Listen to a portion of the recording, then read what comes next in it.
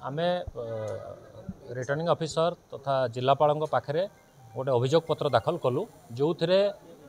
Bharatiya Janata party तांकर निर्वाचन इस्तेहार रे नथिबा जिनस गुड़ी को कांथ बाड़े लिखुंट और लोक भ्रमित करने चेष्टा कर तत्सहित सरकारी कांथ बाड़ और बेसरकारी कांथ बाड़ जो थे कि पाखे कौन अनुमति नहीं से बिना अनुमति से माने लिखुंट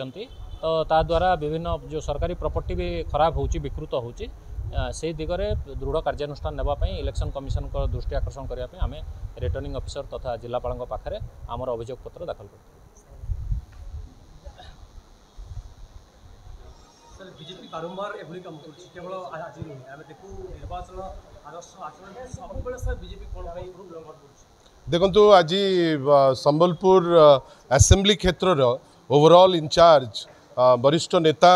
श्री संजय बाबू को नेतृत्व रे गोटे टीम आमे आसीथिलु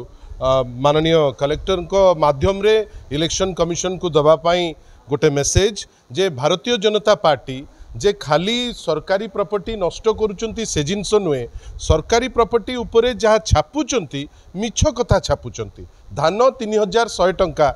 2930 टंका पाई गोटे मीटिंग फिक्स करि पारलेनी धर्मेंद्र प्रधान किंतु आज 3100 टंका नहीं छांचरे तैयारी करुचंती विभिन्न जगार लिखुचंती जो